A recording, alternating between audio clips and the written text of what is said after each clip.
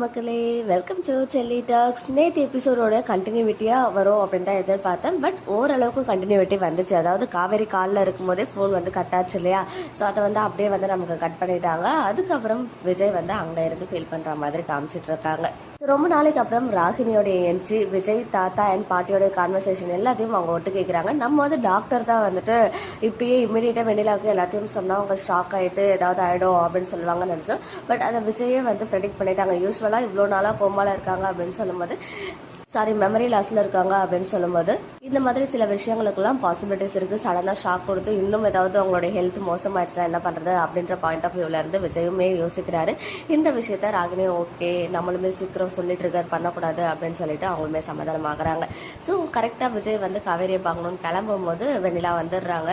நீ கூப்பிட்டு போ விஜய், ஆஃபீஸ் போறியா விஜய், கூடவே இரு விஜய், பிளா பிளா பிளான்னு சொல்லிட்டு நிறைய விஷயங்கள் வந்துட்டு அவங்க சொல்கிறாங்க. பட் ஃபைனலி விஜய் வந்து எப்படியோ வெண்ணிலாவை சமாளிச்சுட்டு நான் வந்துடுறேன்ற மாதிரி போகிறாரு. ஸோ இனிமே விஜய் வந்து அடிக்கடி அங்கே போகிற மாதிரி சீன் வந்து ஷூட் பண்ணுவாங்க போல். ஏன்னா இவ்வளோ நாளாக வெண்ணிலா வந்து அப்படியே படுத்துக்கிட்டே இருந்தாங்க, ஒன்றுமே தெரியாமல் இருந்தாங்க. பட் இனிமேல் அவங்களுக்கு எல்லாமே தெரிஞ்சிருச்சு. ஈவினிங் ஆனவொடனே விஜய் எங்கன்னு கேட்க ஸ்டார்ட் பண்ண போகிறாங்க. இவங்க எப்படி சமாளிக்க போகிறாங்க? ஸோ கண்டிப்பாக எனக்கு தெரிஞ்சு வித்தின் 2 days சொல்லிடுவாங்க. அதை கன்ஃபார்மாக பெரிய ஒரு ப்ரோமோவை வந்து நமக்கு ரிலீஸ் பண்ணுவாங்க. அது வரைக்கும் ராகினி எதுவும் கேம் ப்ளே பண்ணாமல் இருக்கணும். இன்னொரு சைடு அப்பா சாரதா அம்மா ரொம்ப வந்து உண்மையாக சொல்கிறா. அவங்களோட கேரக்டரைசேஷன் ஏன் இப்படி காட்டுறாங்கன்னே தெரியல. அவ்வளோ ஒரு அழகான அன்பான அம்மாவாக இருந்தாங்க.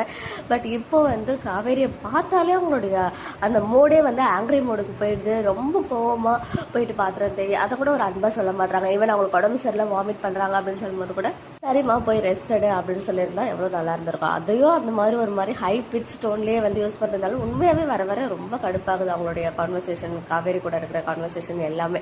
அடுத்து நம்ம விஜயோடைய என்ட்ரி, எப்படியாவது காவேரியை பார்த்து பேசணும் அப்படின்னு நினைக்கிறாரு. ஸோ ஈவன் காவேரியை பற்றி நம்ம தாத்தா பாட்டிக்கிட்ட சொல்லும் போது கூட காவேரியை நான் புரிஞ்சுக்கிட்டா தப்பாக நினைக்க மாட்டான், பட் உள்ளுக்குள்ளே அவள் கஷ்டப்படுவா அப்படின்னு சொல்லி அந்த அளவுக்கு ஒரு அண்டர்ஸ்டாண்டிங் அவங்களுக்குள்ள இருக்குது. அதே மாதிரி காவேரியோடைய அந்த கான்வர்சேஷன் தனியாக போயிட்டு அவங்க பேசிட்டு இருந்தாங்களே, வயிற்று இப்படி பிடிச்சிக்கிட்டு நேற்று எடிட்டர் வந்து ஷேர் பண்ணியிருந்தாங்க. ஸோ அதை பார்க்கும்போதே அவங்க சொன்னது, நீ எப்படி அதை நம்பி வந்த, அவ்வளோ க்யூட்டாக, இவளே ஒரு குழந்தைக்கே ஒரு குழந்தையா அப்படின்ற ஒரு ஃபீல் இருந்துச்சு அந்த கான்வர்சேஷன் அப்போது. ஸோ உங்கள் அப்பா கிட்ட சொன்னால் எவ்வளோ சந்தோஷப்படுவார் அப்படின்னு சொல்லிட்டு அவங்களுமே வந்து அந்த பாப்பாவை பார்த்து பேசுகிற மாதிரி இருந்துச்சு. ஸோ வெண்ணிலா பேசினது அப்புறம் கால் கட் ஆனதுக்கு அப்புறம் எந்த ஒரு மாதிரி அந்த ஃபீலிங்கோ எமோஷனோ விஜய் கிட்ட சொல்ல முடியலையே அப்படின்ற ஒரு ஆதங்கமோ இல்லாத மாதிரி, ஒரு கண்டினியூட்டி இல்லாத மாதிரி ஒரு சின்ன ஃபீல் ஆச்சு. அண்டு உனக்கு வந்து கதை சொல்லணுன்னா கூட எங்கள் அப்பா கதையும் உங்கள் அப்பா கதையுமே சொல்லி நான் வந்து உன்னை வளர்ப்பேன் அப்படின்ற மாதிரி சொல்லியிருந்தாங்க. அதெல்லாம் நிஜமாவே க்யூட்டாக இருந்துச்சு. ஃபைனலி விஜய் வந்து எப்படியாவது காவேரி கிட்ட பேசி அவனோட கால்லாம் பண்ணுறாரு. காலை வந்து விஜய் பார்த்துட்டு கட் பண்ணுறாங்க. ஸோ அப்போ வந்து விஜயை பார்த்ததும் அவங்க ப்ரெக்னெண்ட்டாக இருக்காங்க அந்த ஒரு ஃபீலோட விஜயை பார்ப்பாங்க. அதில் வந்து நம்ம எமோஷன்ஸ்லாம் எதிர்பார்த்தோம். பட் அங்கே அது கட் ஆச்சு. ஏன் அது வந்து மிஸ் ஆச்சு அப்படின்னு சொல்லிட்டு எனக்கு தெரியல. அதே மாதிரி நாளைக்கு எபிசோடில் விஜய் போயிட்டு மாமி கிட்ட ஹெல்ப் கேட்குறாரு, நான் பேசியா அவனும் காவேரி கிட்டன்னு சொல்லி. பட் அவங்களுக்குமே வந்து விஜய் வந்து ஹெசிடேட் பண்ண முடியல. ஸோ கண்டிப்பாக கூப்பிட்டு வராங்க போல்.